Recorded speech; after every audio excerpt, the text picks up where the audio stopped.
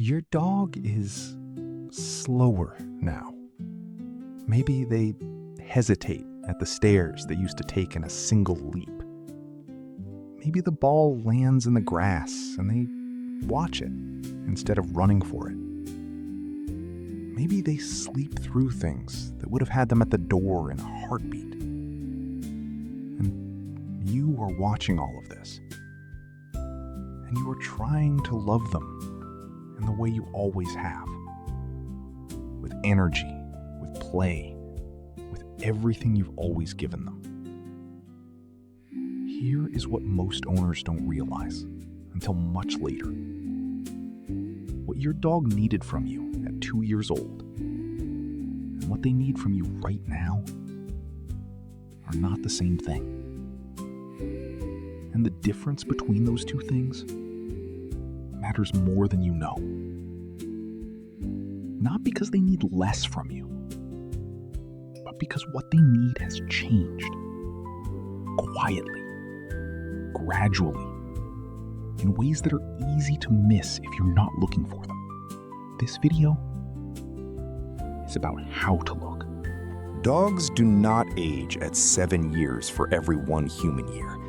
That number is a simplification, and the reality is more complicated, and for many breeds, considerably faster. A recent study from the University of California, San Diego mapped canine aging at the epigenetic level. What they found was that a 1-year-old dog is already biologically closer to a 30-year-old human than to an infant. By the time your dog is 9 years old, the biological processes happening in their body are comparable to those in a human in their 60s or 70s. What this means practically is that the years you have with a senior dog are passing faster for them than they appear to be passing from your side. Every year of your senior dog's life represents a significant span of biological change. Their body is not just getting older, it is changing faster than you are, in ways that affect how they experience the world, how they process information, and what they need from the people they love. The dog who used to run for an hour and want more, that dog's body is now operating under a completely different set of rules. And the love that worked for that dog may not be the love that serves this one. Here is something that is genuinely uncomfortable to hear. A study published in 2025 by researchers at Arizona State University found that owners systematically misread their dog's emotional state. When the owners were in a good mood, they tended to see their dogs as happier than the dogs actually were. When owners were stressed, they projected that stress onto their dog's expression. The owners who were most confident in their ability to read their dog were also the ones who were most consistently wrong. This finding is particularly significant for owners of aging dogs because senior dogs show distress differently than younger dogs. A dog at a loud family gathering who is panting and wide-eyed is not excited. They may be overwhelmed. A dog who stops eating their food as enthusiastically as they used to is not being picky. They may be experiencing the early stages of cognitive decline, or pain, or a change in their sense of smell that makes food less appealing. A dog who seems to have forgotten their name, or who stands in the corner of a room looking uncertain, is not being difficult. They may be disoriented in a way that is frightening to them. The behaviors that owners most commonly interpret as personality changes in aging dogs, stubbornness, aloofness, restlessness, ignoring commands, are in most cases symptoms.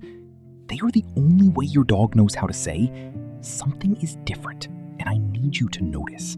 There is a condition that affects aging dogs that most owners have never heard of.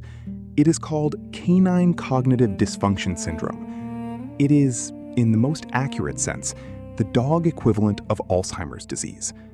Like Alzheimer's, it involves the gradual accumulation of a protein, beta amyloid, that forms plaques in the brain and disrupts the signals between neurons. Like Alzheimer's, it is progressive, it cannot be reversed, and its earliest signs are behavioral, not physical. The numbers are significant. Studies estimate that cognitive dysfunction affects 28% of dogs aged 11 to 12 years. By the age of 15 to 16, that number rises to 68%. Nearly 2 in 3 senior dogs will develop some degree of cognitive decline. And yet, a 2024 study in Frontiers in Veterinary Science found that a third of dogs showing signs of cognitive decline had not been diagnosed, because owners and even some veterinarians attributed the changes to normal aging, just getting old.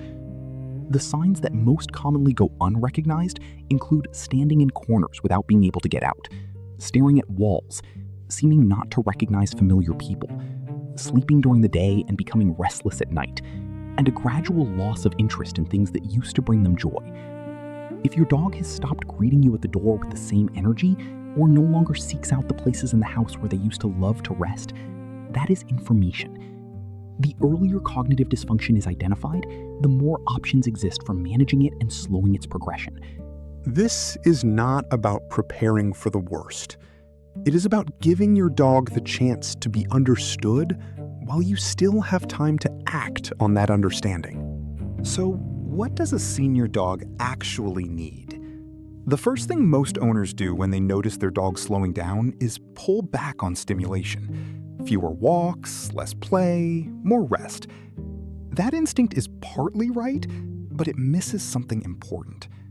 Senior dogs do not need less engagement. They need engagement that meets them where they are.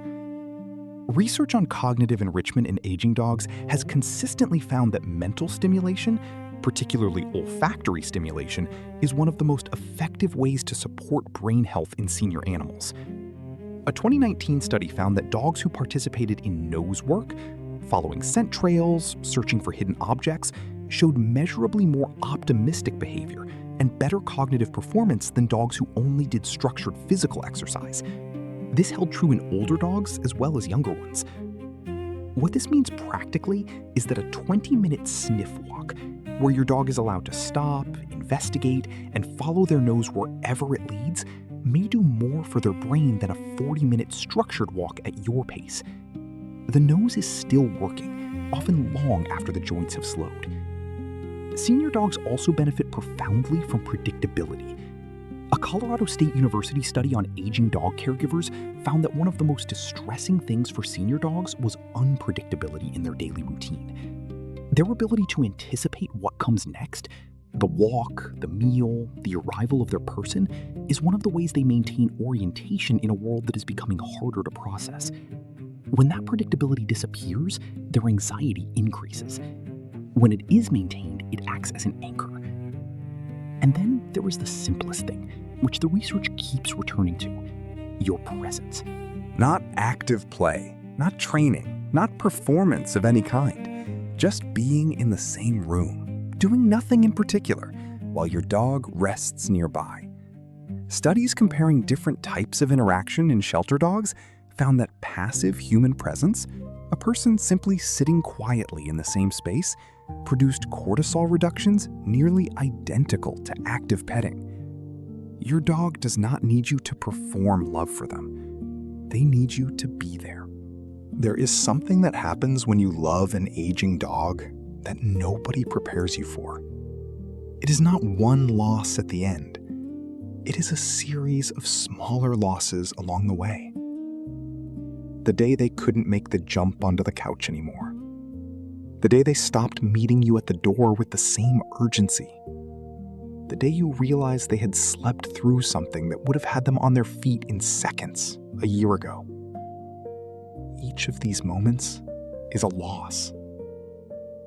And a 2024 study published in Veterinary Record gave this experience its proper name: anticipatory grief. The study found that anticipatory grief in dog owners begins long before the dog's death, and that its severity is not determined by how sick the dog is, but by how deeply attached the owner is. Which means that the owners who love most deeply also grieve the longest. And they grieve mostly in silence, because the dog is still alive, and grief is supposed to come after. If you have been carrying this, if you have been quietly mourning versions of your dog while they are still beside you, you are not being dramatic. you are grieving correctly. You are honoring what is actually happening. And what the research found is that naming this grief, acknowledging it is real and valid, is one of the most important things a dog owner can do for themselves and for the quality of care they provide. Because a caregiver who is carrying unacknowledged grief becomes a caregiver who is running on exhaustion. And your dog, who can read your cortisol levels through the air, feels that exhaustion. They carry it with you. You are allowed to grieve. You are allowed to miss the dog they used to be while loving the dog they are. Those two things are not in conflict. They are both just love. Here is the reframe that makes all of this livable. Senior dogs do not experience time the way we fear they do. They do not grieve the dog they used to be. They do not mourn the jumps they can no longer make. They live in the present with a completeness that most humans never manage. And in their present, if you are there, if you have made yourself available in the ways they need you now, they are not suffering the loss of what was. They are experiencing what is. A study from the Dog Aging Project found that dogs with high owner engagement in their senior years showed slower cognitive decline than those with lower engagement. Not because the owners were doing something extraordinary, but because consistent, attuned presence, walks at their pace, routines that anchor them, quiet companionship, changes the trajectory. The love that serves your aging dog is not the love of the puppy years. It is slower. It is more deliberate. It pays attention to things that are easy to overlook. It follows their nose instead of the route. It sits on the floor when they can't get up to the couch.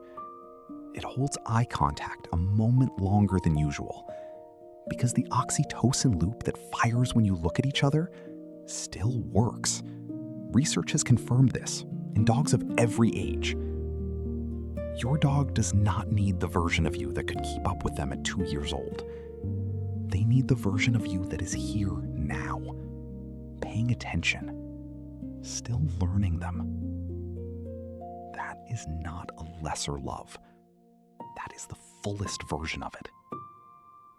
If this changed how you see the time you have left together, subscribe and tell me in the comments, how old is your dog? And what is the thing you love most about who they are right now?